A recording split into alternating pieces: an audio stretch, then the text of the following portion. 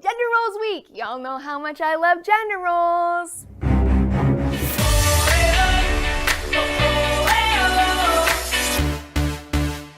How many of you have seen a Disney movie? Like a billion of them, right? We're all varying degrees of obsessed. Research has shown us that children incorporate the movies they watch into their play and identity development. It's an active site of socialization, our learning about what's what in the world. Which is why I think that Disney is a really interesting place to examine gender roles. So to recap, for those of you that are unfamiliar, gender roles are the set of social expectations that are assigned based on your sex. So they're the clothes you're allowed to wear, the activities you're signed up for as a kid, the hobbies and careers that you're encouraged to pursue. They're also the behaviors that we're punished or rewarded for. Got a vagina? You should be nurturing and sensitive, domesticated, accepting, graceful, and passive. Not too outspoken, alright? You don't want to be a bitch after all. If you have a penis, toughen up, man, don't cry. You should be active, confident, competitive, and maybe a little aggressive to show people who's boss. Now there are two main problems with gender roles. One, they're forced upon people straight from the womb, and those who don't abide are teased or shamed for it.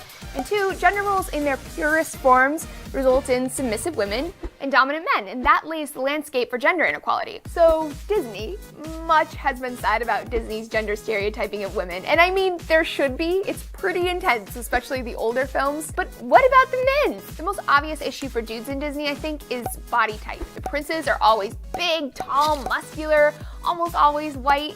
Hercules is the prime example, of course, but like, he is a Greek god.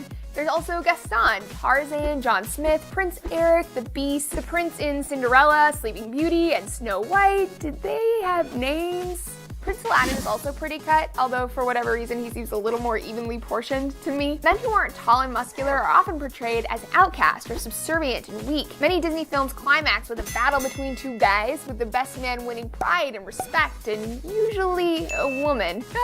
So nice being a trophy. These are some of the subtle indicators that in the perfect Disney fantasy, domination is central to being a real man. Now, men in Disney also find themselves on the opposite side of the damsel in distress issue. While women in Disney films have often been told that they need a man to save them, there's a man that's expected to be the knight in shining armor. It tells men that they should be not only physically strong, but brave, emotionally unwavering, unquestioning in the face of danger, knowing exactly what to do and when to do it, or risk looking like a fool.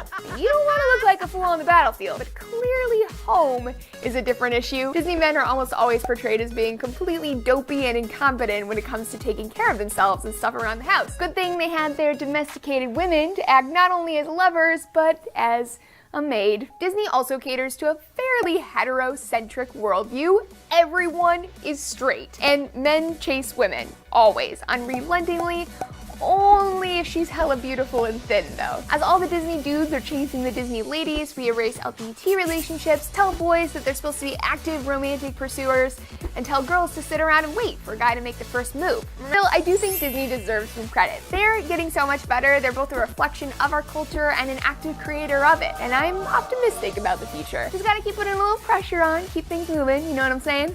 Alrighty folks, so this video was part of a collaboration week on gender roles in our daily lives. So check out the links to everyone else's videos down below. And until next time, stay braless.